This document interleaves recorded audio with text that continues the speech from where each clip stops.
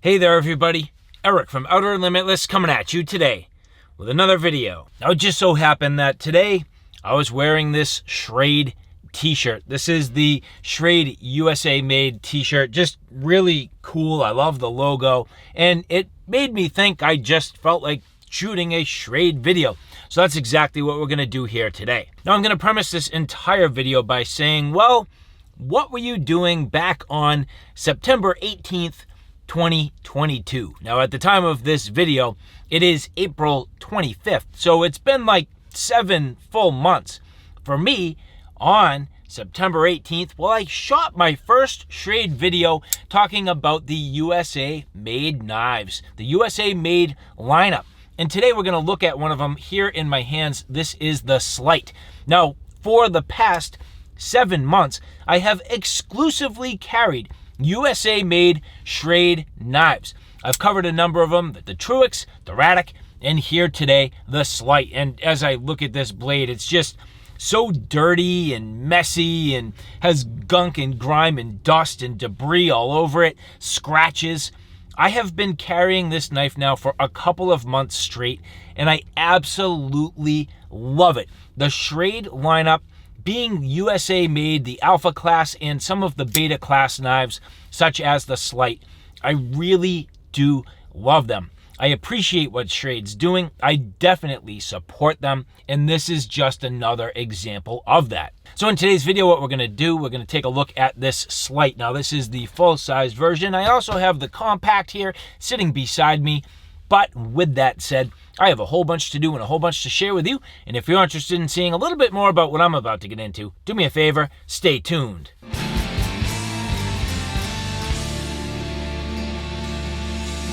Now, before we get too far, I would like to say thank you very much to the people at Schrade who did provide this for review.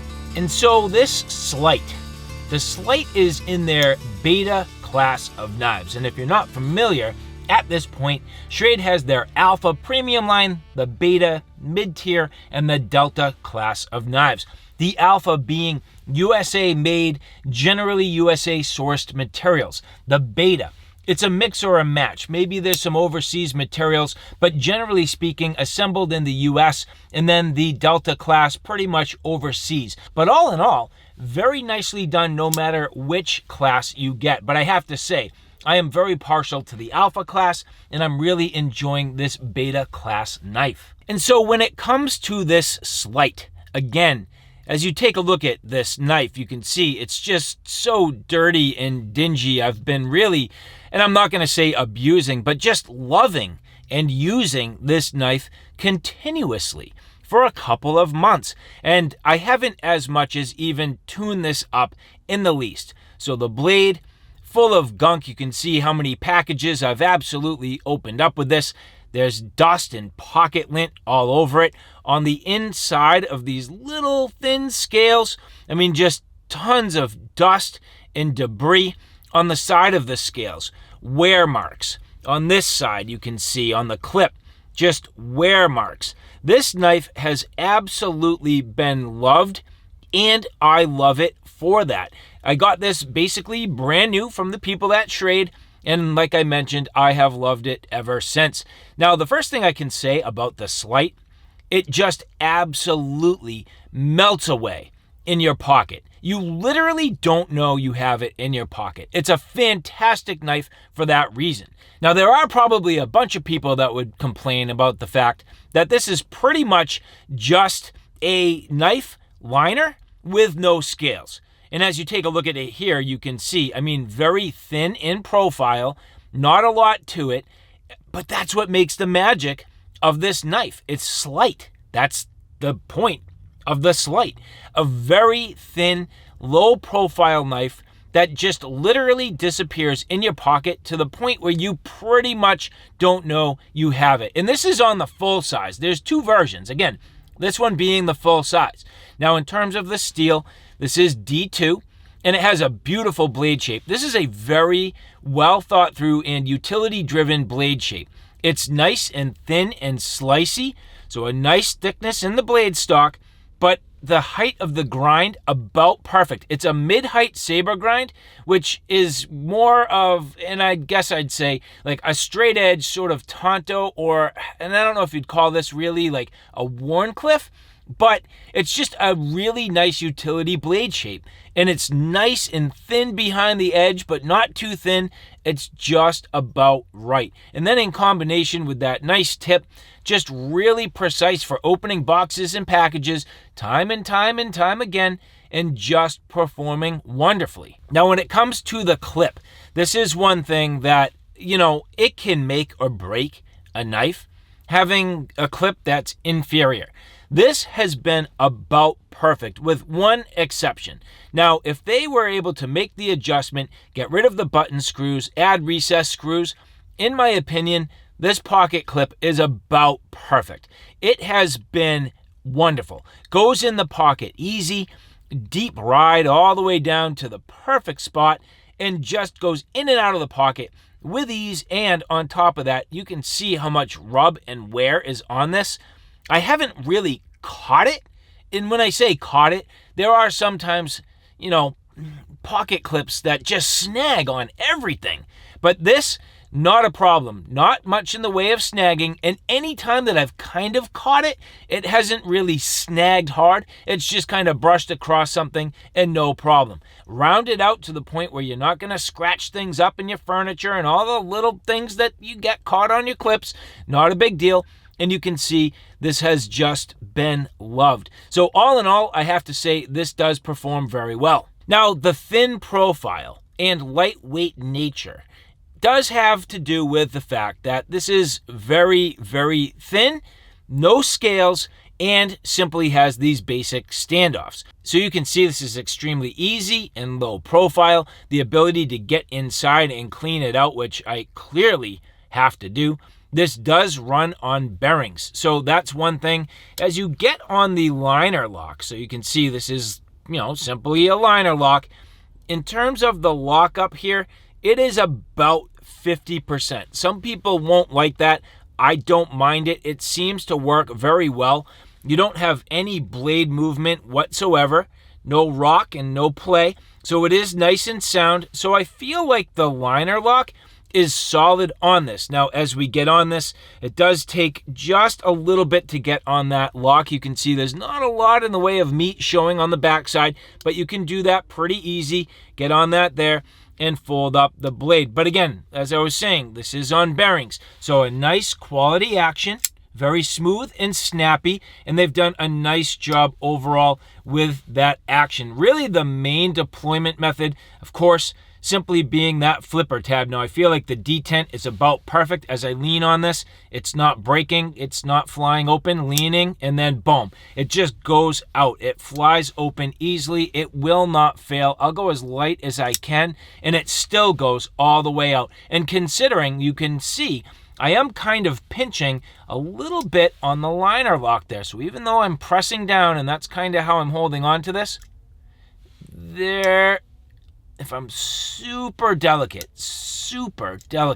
and pressing at the same time, maybe you can fail it. But generally, no problem. That knife goes right out, flies open.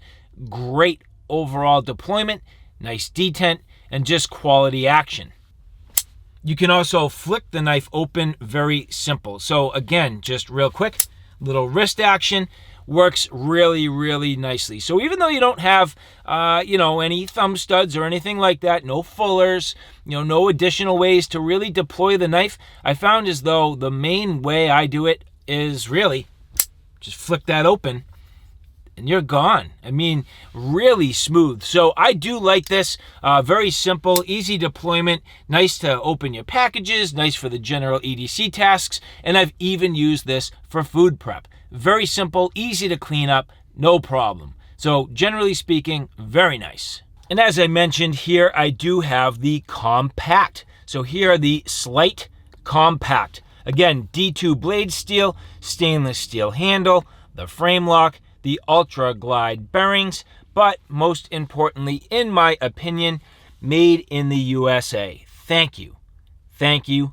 thank you. Limited lifetime warranty, and again, this is part of the beta series. So you have the alpha, the beta, and the delta class. This one being a little bit smaller here with your 2.4 inch blade length and your 5.8 inch overall. You can see the packaging here, very nice. Now there's just a little bit of tape here, pretty simple. And this is where that utility blade shape definitely coming into play. Now the irony of all of this is, I really don't think you even necessarily need the compact to find something that melts away in your pocket. The full size did such a great job. I'm actually wondering if the Slyte Compact really gains me anything in terms of a low profile ride in my pocket. But as we break this out here, the compact, this is so delicate and small. Well, I can't even say delicate, it's the wrong word.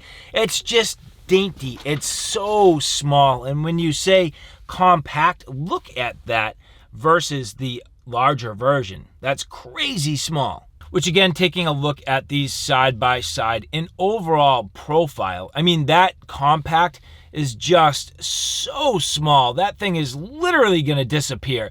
And I can tell you, the full size does disappear. So the compact, that is crazy how small this is. Now let's try it in terms of the action.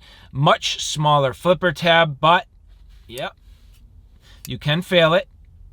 You don't get quite the same leverage. I need to really get into it and get it to flick open. I don't like the compact nearly as much as the full size in terms of the overall deployment. It is compact, and I have large size hands, so it will go, but it doesn't have the same blade mass, which means it's going to take just a little bit of wrist action. Not a big deal, but that's just something worth considering. And again, just going back to the full size, plenty of blade mass. You can hear it. You can hear the size of the blade and just the thwack. Listen to that again as I get this out. Listen to that.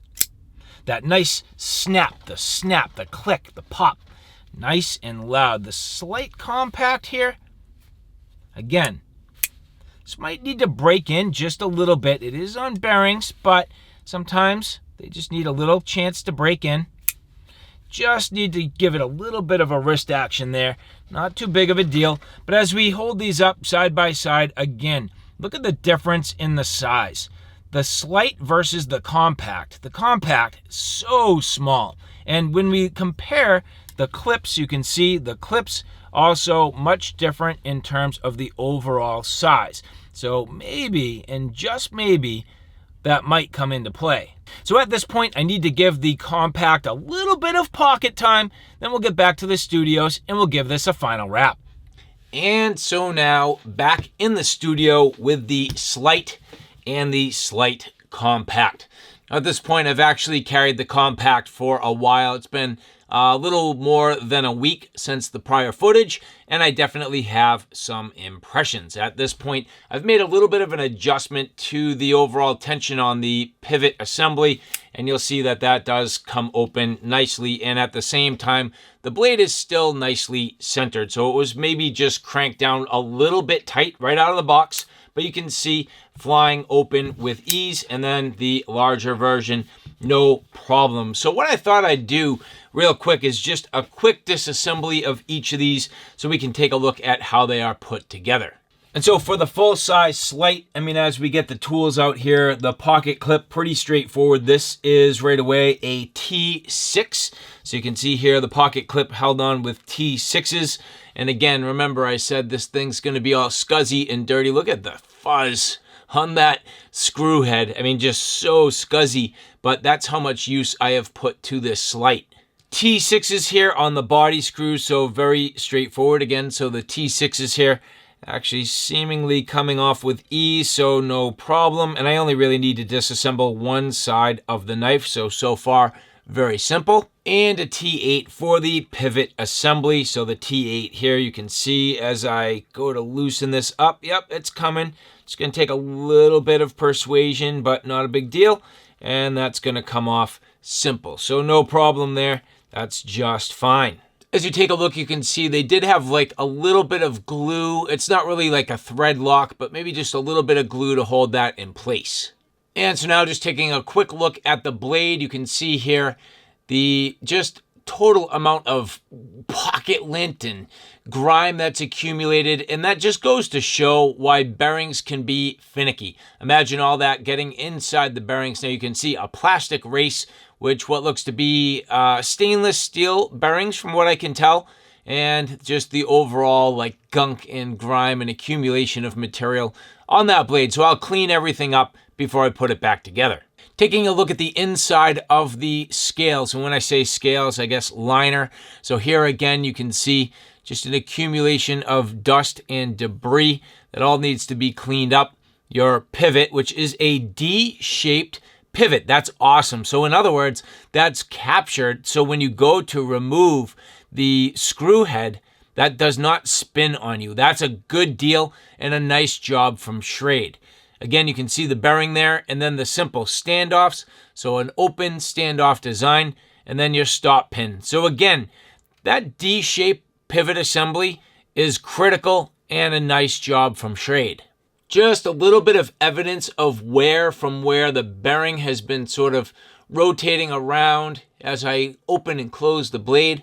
Not too bad. Sometimes, you can see, a good amount of material worn away, but in this case, not too bad. So the steel liner doing a nice job, and it certainly seems to be holding up nicely. And just a final illustration of what I'm talking about. If you look at the hole in the scale, it is actually a D shape. It is not a full circle. So when the pivot assembly gets put together, the pivot screw basically going through that hole, and that does not allow it to spin as you're trying to adjust the tension on the blade. So again, nicely done by Schrade. And literally the exact same construction with the compact. So again, disassembled, cleaned up, no problem, with the one exception being just the pivot screw being a little bit smaller, but other than that, exactly the same. And so, all right, guys, there you have it. A look at the Schrade Slyte and the Schrade Slyte Compact. Both absolutely fantastic. I really do like these knives quite a bit. At this point, between the two of them, I've carried them for a couple of months, and they've just been awesome. Now, if I had to recommend one versus the other, I do feel like the full size is slight enough that you can get away with the full size blade. The compact is very, very small, but this does completely melt away in your pocket, and the compact is literally like it's not even there. And now that I've gotten the action dialed in, it's fantastic. I mean, this little tiny knife is just awesome. It's a real cool little blade, a little bit fidgety even for a small little knife, and it's something that just gives you that nice little and utility-driven blade with that awesome blade shape just disappearing and melting into your pocket.